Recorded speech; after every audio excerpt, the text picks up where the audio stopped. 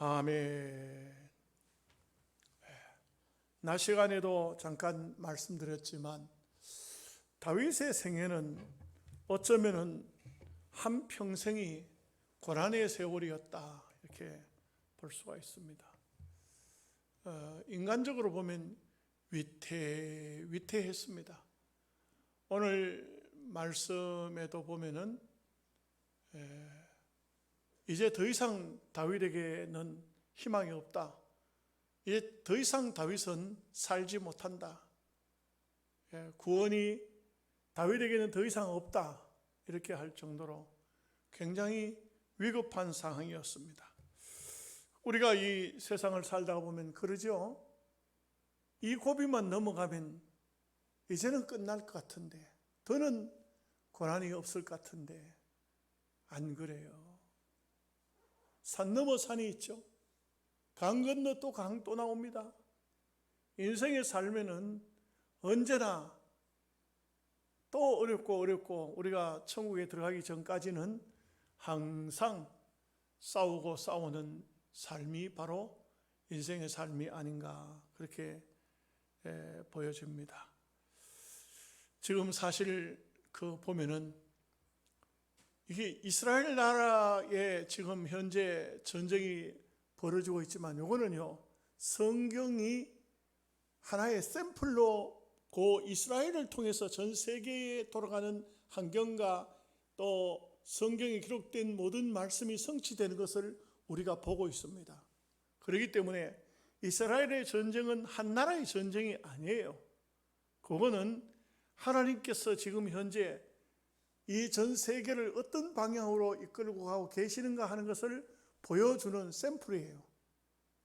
이게 참 묘한 게 다윗도 나의 대적들이 어찌 그리 많으냐 이렇게 이제 참 했습니다만은 지금도 이스라엘이라는 그 나라는요 그 주변 국가들이 세계에서 가장 악한 사람들이 테러 집단들이 다 모여 있어요. 여러분 아시겠지만 알카에다, 또 카타르, 텔레반, 헤즈볼라, 지금 그 하마스는 아무것도 아니에요. 사실은 그거는 이란의 조종을 받는 하나의 테러 집단일 뿐이에요. 작은 테러 집단이에요. 지금 그런데 헤즈볼라가 지금 딱 엿보고 있지 않습니까? 왜 엿보고 있습니까? 지금 입으로만 경고를 하고 있죠. 팔레스타인을 너희들이 지상군을 투입하면 우리가 가만히 안 있겠다 이렇게 이제 엄포를 놓고 있어요. 놓고 있는데 지금 이 헤즈볼라가 들어오게 되면은 이스라엘로 지금은 미사일 한두 방씩 이렇게 쏘고 있는 정도지만 만약에 헤즈볼라가 이스라엘 성지를 밟게 되면 또 미국이 가만히 안 있습니다. 미국이 나서게 되면 러시아는 지금 현재 자기 전쟁하느라고 정신이 없지만 실제 성경에 보면은 핵폭탄 터집니다. 아마겟돈 전쟁이 벌어지면 핵폭탄 터지는 거예요. 성경에 핵폭탄이라는 말이 있을까? 없지요. 그런데 묘하게도요 첫째 천사가 대접을 쏘더니 이런 말이 나와요. 첫째 천사가 나팔을 부니 또 인을 뜨더니 이런 말들이 나오죠. 그걸 보면은 대접을 쏟는다. 대접을 하늘에서 무슨 대접을 쏟아요? 이게 대접을 쏟는다는 것은 마치 무슨 대접에 물을 갖다 이렇게 위에서 부으면 쭉 떨어지지 않습니까? 원자폭탄이 떨어지는 것과 똑같습니다. 그래서 수목 3분의 1이 불타버리더라. 바다의 생물 3분의 1이 죽더라. 사람의 생명이 3분의 1이 죽더라. 3분의 1이면 어마어마한 숫자가 아닙니까? 여는 중공군이 개입되지 않으면 그만큼 죽을 수가 없어요. 그래서 보면은 이 마지막 전쟁이 벌어지게 되면은 그러면 중국도 전쟁에 개입을 할 것이고 미국도 개입을 할 것이고 또 26개국도 전쟁에 개입을 할 것입니다. 그것도 중동 사람들이 숫자가 적은 숫자가 아니에요. 사람들 중에도 한반도가 하얗고다 이렇게 말하는데 대한민국에서는 그렇게 많은 군사가 올 수가 없어요. 올 수가 없어. 그 아메겟돈 전쟁은 이스라엘의 성경이 나와 있는 처럼 이스라엘 그 중동 전쟁이 치러질 수밖에 없게 돼 있어요. 그래서 지금 한미연합 훈련 온다고 미국의 군함이 들어오니까 이북에서 오늘 김정의가 뭐라 했는지 압니까? 핵을 실은 함대가 들어오니 우리가 핵을 사용할 수 있다 이렇게 말합니다. 이것도 엄포입니다. 그러면 자기도 끝장이 나는 거예요. 끝장이 나지만 김정의가 하는 말이 항상 내 곁에는 핵 단추가 있다. 언제든지 내가 눌리면은 핵폭탄이 날아간다 이거죠. 어디로 날아오겠습니까? 그건 뭐 두말할 필요 없이 대한민국을 향해서 날아오지. 아직까지 미국까지는 정상적으로 핵폭탄을 실어 나를 미사일이 날아갈까 그거는 잘 모르겠어요. 그거는 뭐 알 수는 없지만 하여간 전쟁은 여기저기에 다 보면은 하얗고가 다 있는 것입니다. 그래서 어느 전쟁이 어떻게 번질난지는 아무도 알 수 없어요. 그래서 지금 인간적으로 보면은 눈을 떠서 보면 야 이스라엘 저거 큰일 났다. 저거 나라에 존폐가 달렸구나. 그렇지만 이스라엘 전쟁은 이스라엘 전쟁으로 끝나는 전쟁이 아니에요. 절대 그렇지를 않습니다. 이스라엘 전쟁은 전 세계 전쟁을 불러옵니다. 그렇기 때문에 어쩌면은 다윗의 그 작은 한 생애를 통해서도 이 세상을 조명하고 있고 이스라엘 나라의 전쟁을 통해서도 전 세계의 전쟁을 세계의 종말을 지금 현재 조명해 볼 수 있는 것이 바로 그 전쟁이라 이렇게 볼 수가 있는 것입니다. 그래서 성경을 연구하는 많은 학자들이 지금 현재는 상당히 긴장을 해서 지금 보고 있습니다. 지금 어떻게 전쟁 판도가 변할 것인가, 어느 쪽으로 이 전쟁이 흐를 것이냐. 이거는요 우리 예수 믿는 성도들도 아주 유심히 성경을 통해서 아마겟돈 전쟁을 보고 있지만 실제적으로 믿지 않는 사람들까지 이렇게 하면 세상은 종말이 온다는 것을 자기네들도 잘 알고 있어요. 이거는 이제 마지막 핵전쟁은 종말 전쟁이다. 핵전쟁에서 살아남을 수 있는 사람은 없다. 뭐 그렇기 때문에 그런 이미 예견된 영화들도 많이 나왔어요. 그죠? 제가 워터워르라는 영화를 보니까 핵전쟁이 벌어지고 난 다음에 그 다음에 상상한 거예요. 그 다음에 막 물을 구하러 가는 이런 뭐 완전 원시 시대가 되어버렸어요. 다 모든 뭐 문명 문화는 완전 파괴가 되어지고 바다 위에 떠 있는 그 한 배 한 척이 물을 구하러 가는 그런 얘기, 그 물 때문에 막 싸움이 벌어지는 원시적인 전쟁이 벌어지는 이런 얘기가 워터워르라는 그런 영화 속에 나오더라고요. 이것은 핵전쟁 이후에 이 지구상에 남아있는 정말 몇 명 안 되는 그 사람들이 뭐 땅도 오른 땅이 없고 물도 먹을 데가 없으니까 이게 뭐 어마어마한 그런 참 세상 종말에 대한 얘기를 하고 있는데 실제는 그런 영화에서는 하나의 상상이지만 이 핵전쟁이 벌어지면은 우리가 제대로 핵이 다 터지면 이런 말들을 해요. 지구를 불로 수백 번을 거슬러 놓을 수 있다. 불 속에 들어가서 살 수가 있겠습니까? 불로 거슬러 사람이든 짐승이든 불로 거슬러 놓으면 살 수가 있겠습니까? 끝나는 거죠. 그 사실상은 이 세상은 완전히 소멸되어지고 새하늘과 새 땅이 만들어지는 것이죠. 그렇기 때문에 어쩌면은 제가 한번 얼마 전에 야곱의 생애를 통해서도 왜 그렇게도 고난의 세월이 많았는지, 영화의 세계가 오기까지는 수많은 고난의 수많은 그 길을 넘었으면 또 생기고 또 넘어가면 또 생기는 이 야곱의 이야기를 했지 않습니까? 마찬가지로 다윗의 생애도 그러한 것을 볼 수가 있어요. 그런데 이 말씀에 쭉 내려가서 결론에 가서는 뭐라고 하는지 아십니까? 구원은 여호와께 있은즉, 구원은 하나님께 있다, 이렇게 말씀하고 있어요. 그래서 제목을 구원은 하나님께 여호와께 있다, 이렇게 이제 제목을 잡은 것이죠. 그래서 참 어떻게 보면 다윗에게는 한평생 싸우는 대상들이 없는 날이 없었어요. 언제든지 다윗은 젊은 날에는 사울 임금 때문에 피해 다녔어요. 다윗이 정말 실수를 한 경우도 있어요. 그죠? 다윗도 죄가 없다 이렇게 말할 수는 없어요. 다윗도 죄 없는 구세주는 아니에요. 인간이지. 다윗도 하나의 인간입니다. 그런데 사울 임금으로부터 얼마나 많은 고난을 당했습니까? 근데 다윗을 가만히 보면은 다윗은 잘났기 때문에 고난을 당했어요. 뛰어난 믿음의 사람이기 때문에 많은 고난을 겪은 것입니다. 여러분, 어려운 문제가 온다고 해가지고 저 사람 지은 죄가 맞는갑다, 왜 저 사람은 저렇게 어려움만 많이 당할까? 아닙니다. 정반대일 수도 있습니다. 하나님께서 그 사람을 하나의 참 어려운 자가 고난당하는 샘플로 세워서 다윗도 고난을 당했는데 이렇게 이제 생각할 수 있잖아요. 우리가 오늘날 어려운 일을 당하면 뭐라고 합니까? 예수님의 십자가를 생각하고 참으세요, 이렇게 말하잖아요. 이 예수님의 십자가는 모든 이 땅 위에서 억울한 일을 당한 사람의 샘플이에요. 샘플. 이 땅 위에서 우리가 막 참 눈물 나는 일을 당하고 고통스러운 일을 당했을 때 십자가를 보세요. 십자가를 보면 다 이겨요. 예수님도 하나님의 아들이지만 죄 없으신 분이 저렇게 고난을 당했는데 내 같은 죄인이야 나는 얼마든지 죄값으로 생각할 수 있다고 이겨냅니다. 아멘 하십니까?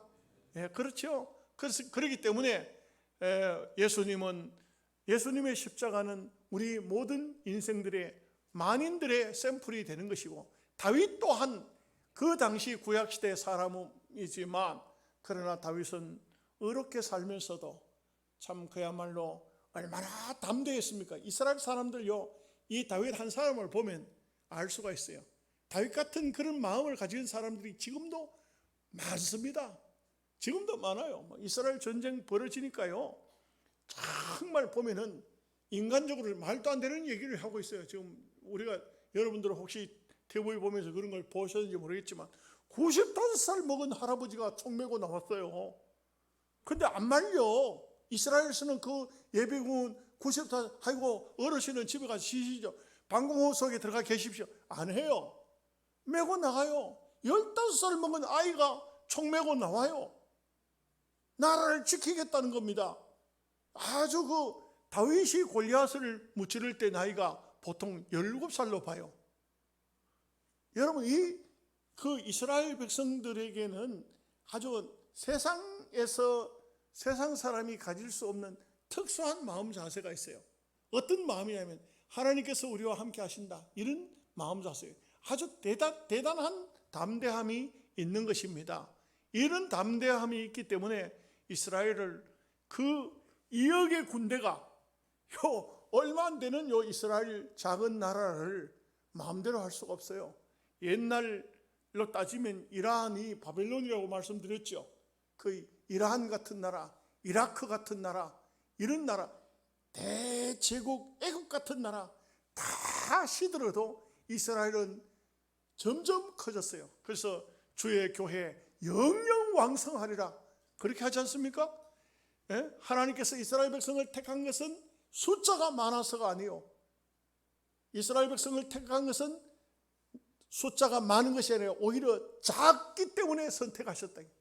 하나님께서 작은 이스라엘을 통해서 만민에게 그 하나님이 함께하는 자의 그 하나님의 놀라운 역사를 이 이스라엘 통해서 드러내고 있다고요. 그렇기 때문에 오늘 말씀은 참 대단히 중요한 말씀을 우리에게 주고 있습니다. 1절 말씀을 보시면요, 이렇게 되어 있죠. 여호와여, 나의 대적이 어찌 그리 많은지요. 일어나 나를 치는 자가 많으니이다. 정말 다윗에게 있어서 대적들이 얼마나 많은지, 제가 방금도 말씀드렸습니다만 사울 임금이 대적자였죠. 사울이 임금이 되었을 때 다윗은 자기 사위지만 대적자가 됐습니다. 여러분, 요즘 같은 시대는 강화문에서 대통령을 막 욕해도 괜찮더라고 보니까, 간첩이라고 막 가음 질렀는데 재판 받으니까 또 대통령이 간첩이라고 고함을 질러도 감옥에 들어가가지고도 간첩이라는 증거를 내놓으니까 이 사람을 감옥을 살리지를 못하더라고요. 그래서 간첩이 맞기는 맞는가 봐요.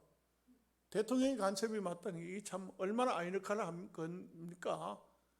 재판관들도 간첩이라는 증거를 내놓으니까 어떻게 할 수 없어서 감옥에 가두지를 못했어요. 그러나 옛날에는 그렇지 않아요. 옛날엔 재판이 어디 있습니까? 짐이 곧 법이니라. 이게 바로 옛날 군주 시대에는, 왕권 시대에는 임금이 모든 말 한마디가 그대로 법이에요.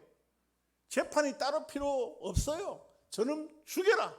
당장 현장에서도 이놈을 그냥 죽여서는 안 된다. 죽여서 목을 끊어서 대문 앞에 달아놔라. 그렇게 하면 그냥 그냥 끝나는 겁니다. 이러기 때문에 이런 시대에 다윗에게 대적은 사울 임금이었다. 인간적으로 따지면 불가항력이에요. 불가항력입니다. 그 인간적으로 따지면 다윗을 돕는 자는 내가 다 죽여버리겠다. 사울이 임금이 그렇게 말을 하니까 다윗이 의롭다는 것을 알면서도 모든 사람이 다윗이 어디가 숨어 있으면 숨어 있는 장소를 사울에게 알려주는 것입니다. 심지어는 다윗을 돕는다고 제사장이 그러니까 성전 안에 있던 떡과 골리앗의 칼 이런 것을 주었다고 도액이라는 사람을 시켜서 제사장 85명을 죽였어요. 엄청난 이런 참 기가 막힌 일이 벌어지기도 했어요. 그런데 다윗은 하나님께서 끝까지 보호를 하셨죠. 하나님이 보호를 하신 겁니다.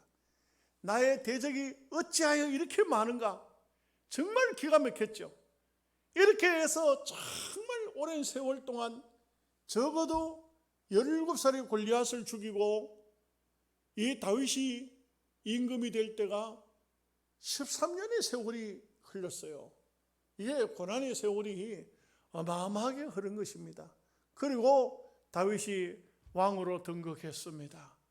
사울은 블레셋 전쟁에서 아말렉 소년에게 죽임을 당한 처참한 그런 죽음을 맞이했죠. 그런데 이 다윗이 임금이 되었어도 보십시오. 주변에 있는 모든 국가들이 대적들입니다. 모압, 암몬, 미디안, 심지어는 세일 사람, 이게요. 그 깊이 계산적으로 따지면 다 가족들이에요. 이스마엘 자손들이고 에서의 자손들이고 다들 보면은요. 이게 그 중동 지역에 살고 있던 그 사람들이 다른 사람들이 아니에요. 전부 보면은 아브라함의 격가지들이에요. 격가지들. 격가지들입니다. 그런데 하나님께서 우리가 창세기를 배워서 알지만 그런 격가지 같은 사람들도 이 땅 위에 존재하도록 그들도 번성하도록 그들에게도 하나님이 축복을 하십니다. 희한하죠? 하나님이 그런 사람들을 없애버리면 이스라엘만 있을 것 같으면 이런 문제가 없을 건데 왜 그렇게 하게 하셨을까? 이것은 다 하나님의 주권 속에 속하는 것이고 우리가 왜 이런 말을 할 필요는 없어요. 하나님이 다 하시는 일이기 때문에 하나님은 이 세상에 악인들을 많이 두셨습니다. 선인보다 악인을 더 많이 두셨습니다. 그것은 하나님의 백성이 이 땅에 사는 동안 정말 그 수많은 악인들 속에 있지만 늘 말씀을 드리는 것처럼 우리는 그 속에서 양처럼 들어가지만 뱀처럼 지혜롭고 비둘기처럼 순결한 삶을 살아야 됩니다. 그런데 우리에게는 양으로 갔다면 반드시 목자가 있는 것이죠. 우리의 목자 되시는 예수님이 계시는 것입니다. 그렇기 때문에 우리는 참 우리의 주변에 대적들이 이렇게 하나님 이 시편에 보면 어찌하여 하는 말씀이 참 많이 나와요. 어찌하여. 어떤 때는요 너무 감탄스러워서 하나님 사람을 이렇게 아름답게 지으셨습니까? 하는 감탄사도 나오지요. 하나님이 지으신 세계를 보고도 하나님 어찌하여 이렇게 아름답게 지었습니까? 이런 감탄도 나오지만, 그러나 때로는 다윗은 어찌하여 내 대적이 이렇게 많습니까? 어찌하여 나를 찾는 자가 이렇게 많습니까? 한탄하는, 감탄이 아닌 한탄하는 그런 말들도 많이 합니다. 여러분, 우리가 땅 위에 살아보면은, 사는 삶 속에 평탄하게 사는 것은 축복이죠. 축복입니다. 평탄하게 어려움 없이 그렇게 한 생을 산다는 것은 너무나도 귀한 것입니다. 그러나 참 세찬 바람이 불고 한 고비 넘어가면 또 한 고비가 다가오고 고난이 연속되어질 때에 참 언제 이 고난이 끝날 것인가, 정말 괴롭고 힘들지만 하나님 어찌하여 이런 일이 있습니까 하는, 그것은 사실상 주석가들은 그런 말이에요. 다윗도 믿음이 대단한 사람이 아니고 우리와 거의 같은 사람이다. 우리와 똑같은 존재다.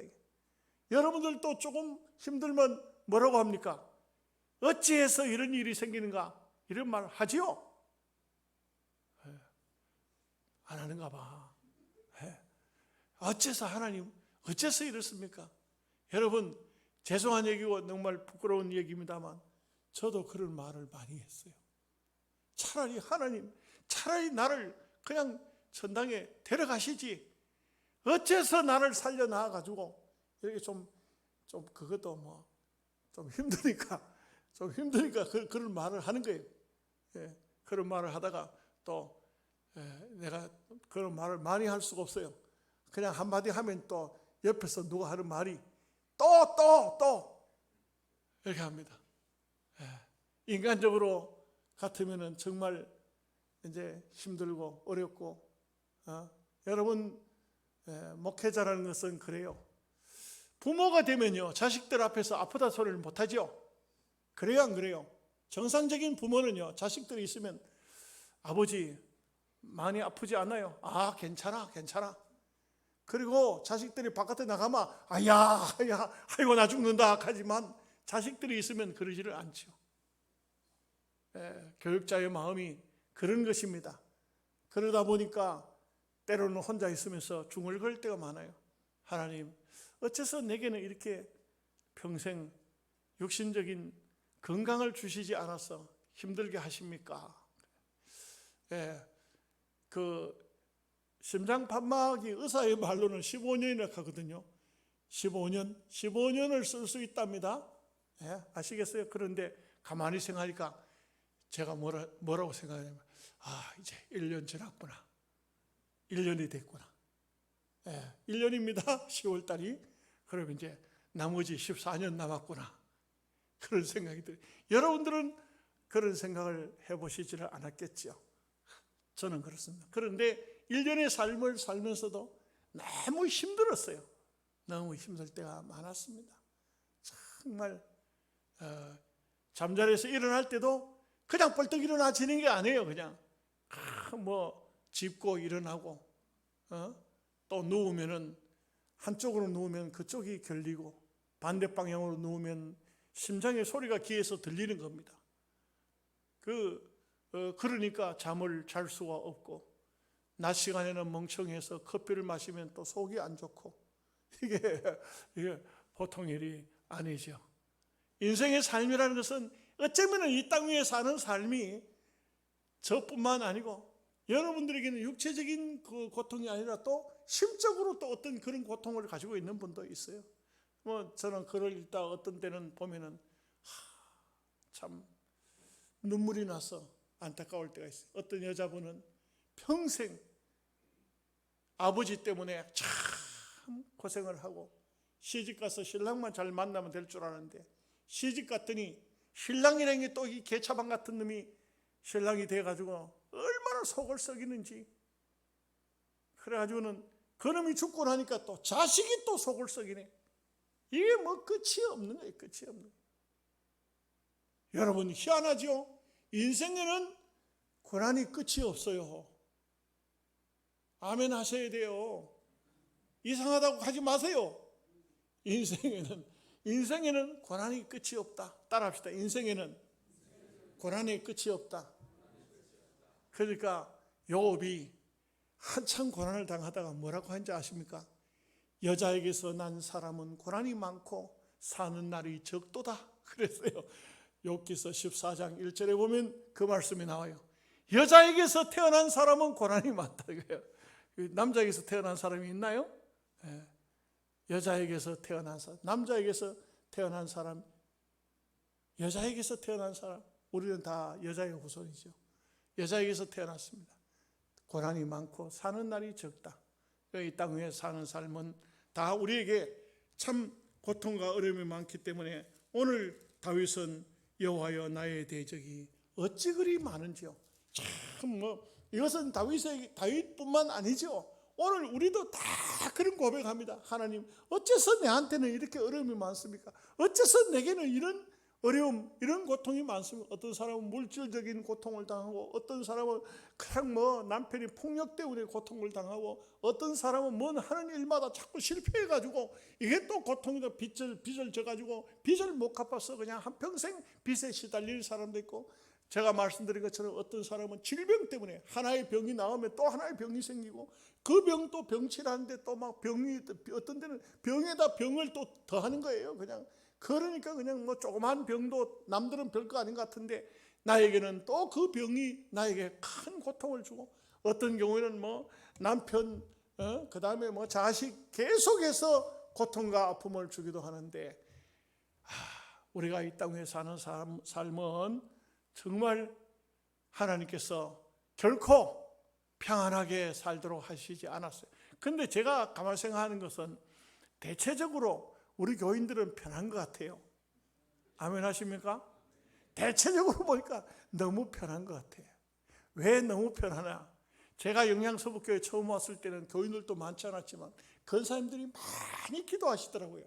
왜 기도하시는가 가만히 생각을 해봤어. 생각해봤더니 영양의 교회에 있을 때 거기서 하도 싸워가지고 나왔는데 다시 또 싸우면 안 되겠거든.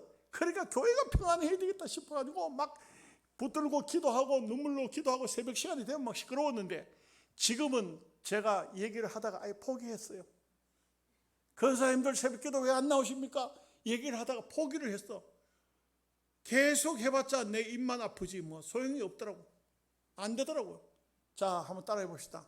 목사님, 따라해봐요. 목사님, 해봤자 소용없니다.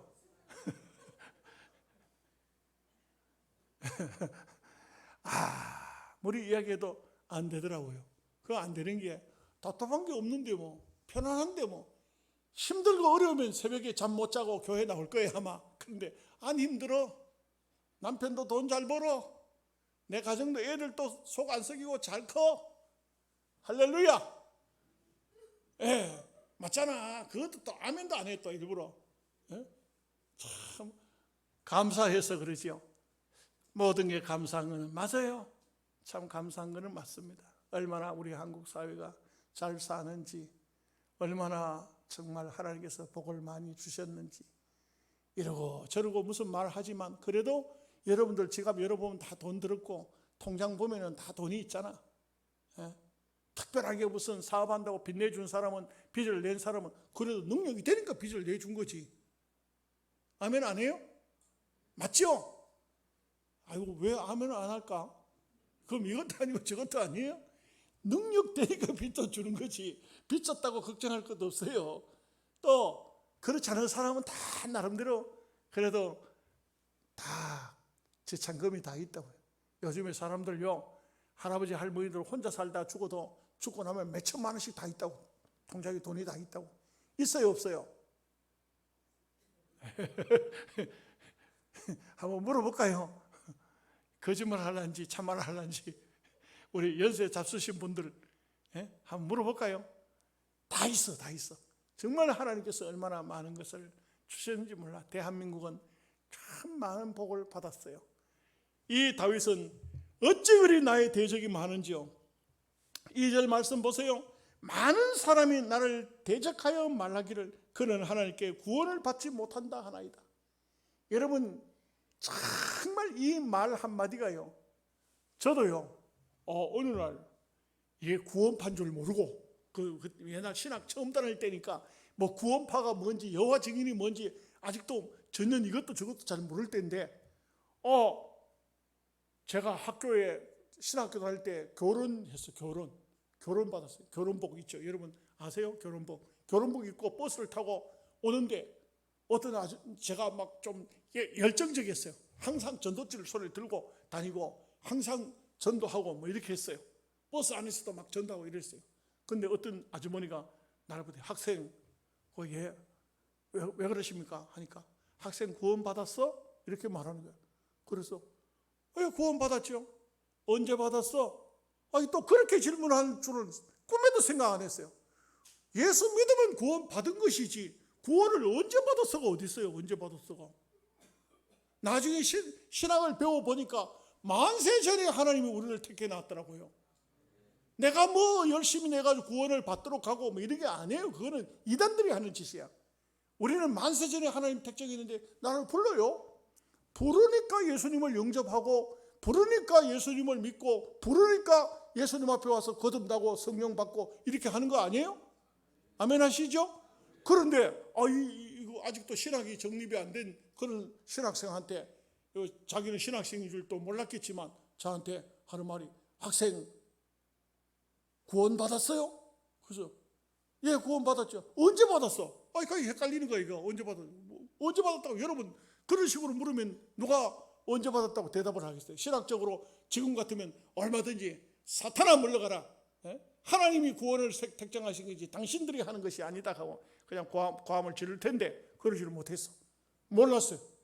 모르고 그러고 하는 말이 뭘 어디로 주소를 알려주면서 구원 받으러 오라는 거예요. 구원 받으러 오라는 거예요. 여러분 구원 받으러 가는 게 아니에요. 구원 받으러 가는 게 눈 감고 있는 사람들 정신 차려. 김진홍 목사는 교인들이 하도 좋으니까 헌금 좀 했다고 무슨 여간비 낸 줄 아냐고.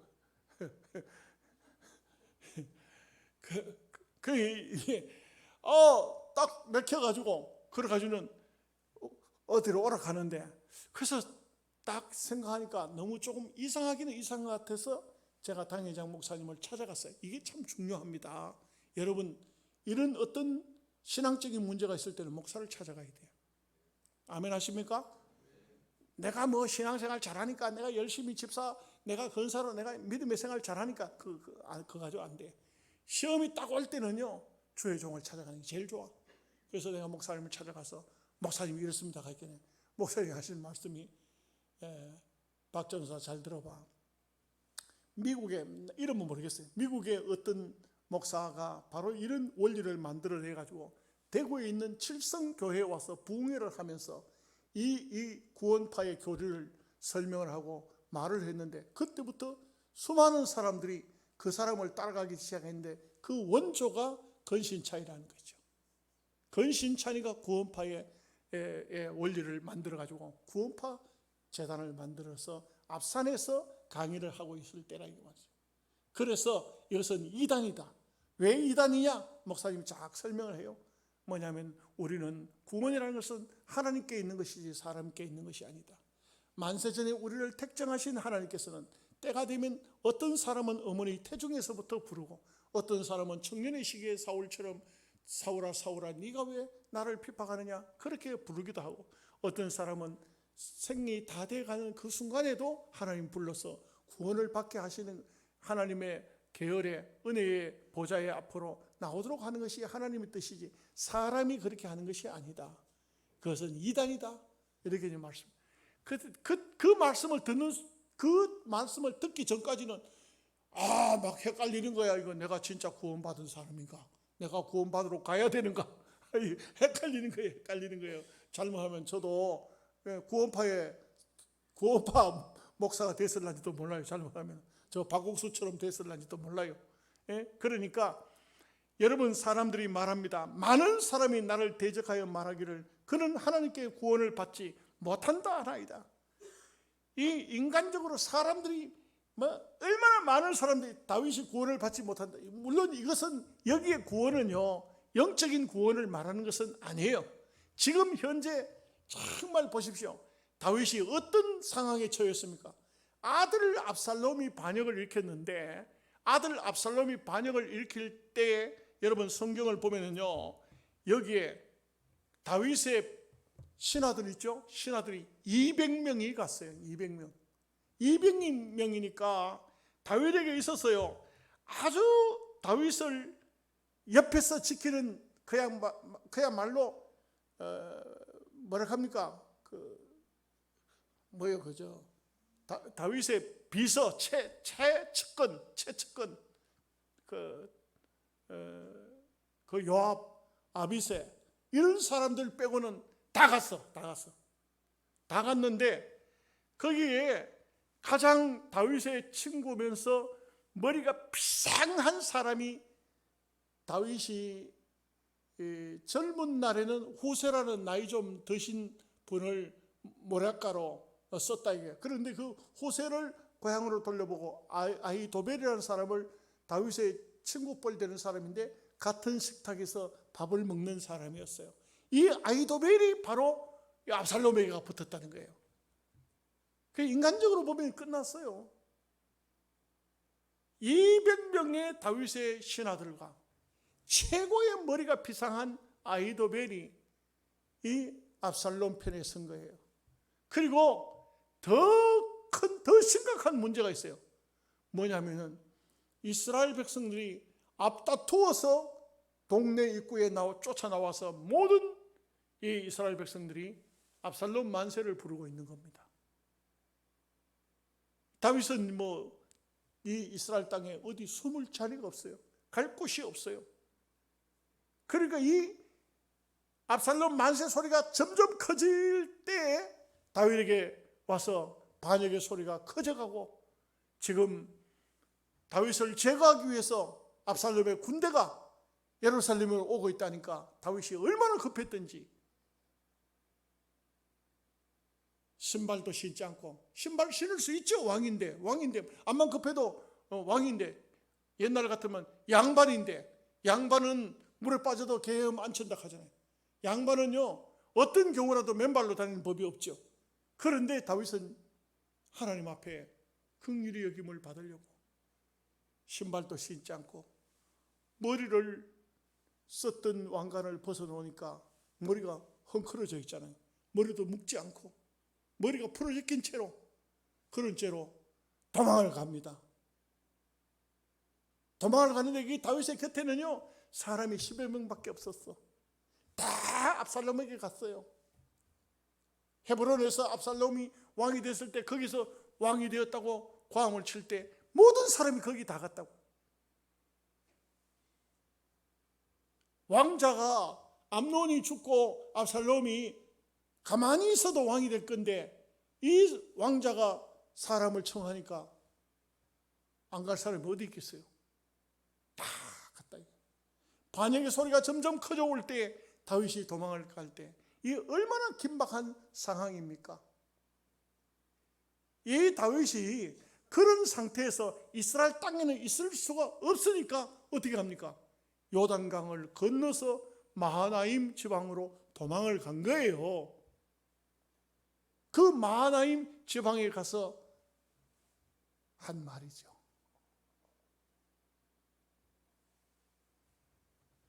하나님, 어찌하여 나의 대적이 이렇게 많은지요?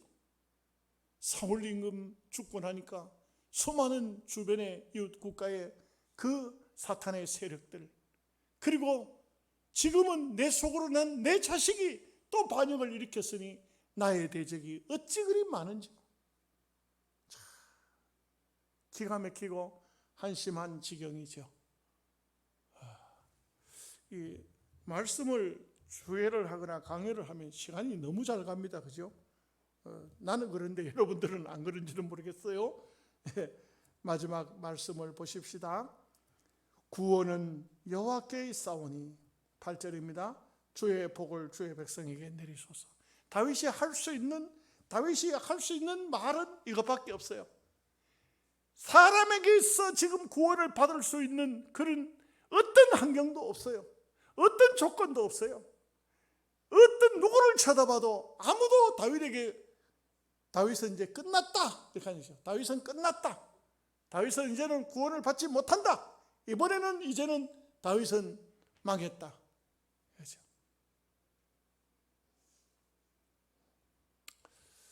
참 놀랍고 신기한 것은 아히도벨이 그런 말을 하잖아요. 압살롬 보고 군사 23,000만 주십시오. 오늘 밤에, 이 어두운 밤에 가서 압살롬을 잡아 죽이겠나이다.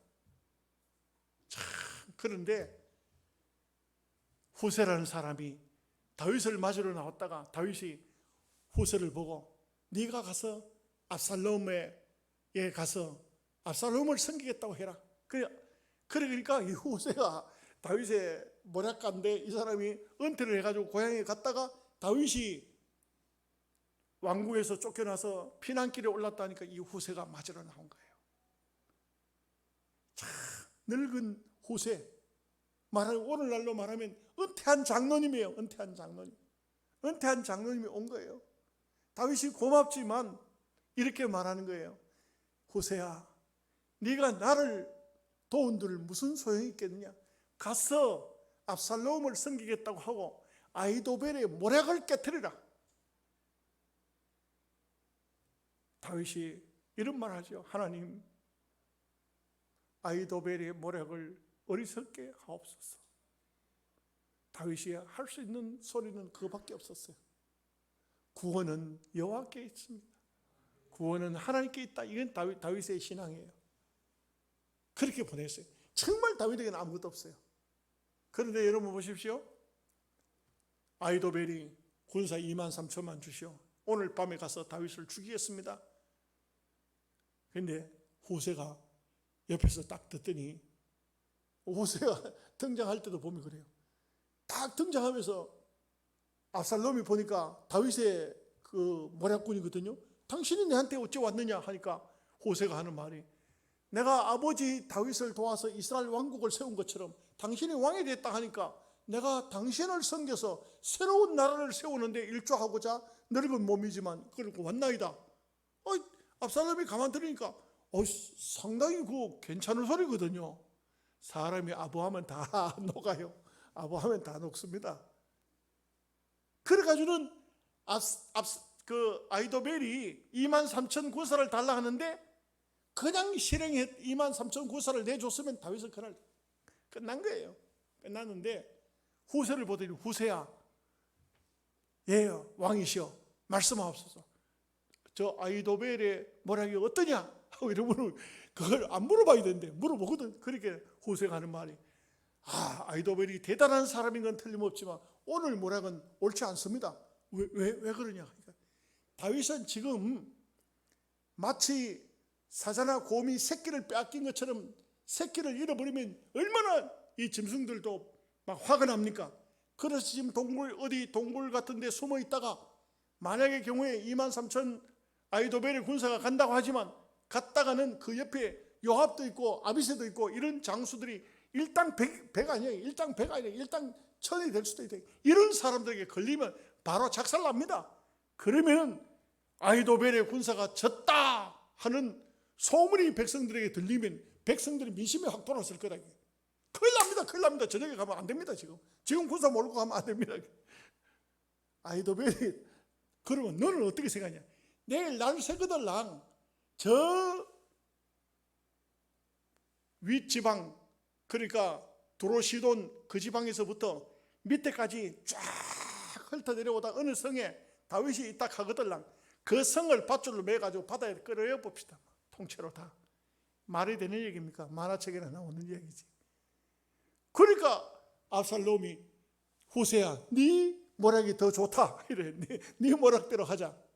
결국 그 모략 때문에 다윗을 잡으러 마하나임에 갔다가 압살롬은 나무에 머리카락이 댕그랗게 달려버렸고 요압의 신하들이 와서 창으로 이 압살롬을 찔러서 죽은 거예요.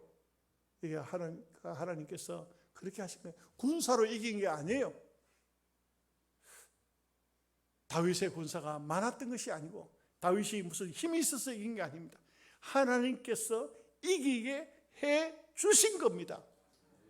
구원은 여호와께 있습니다.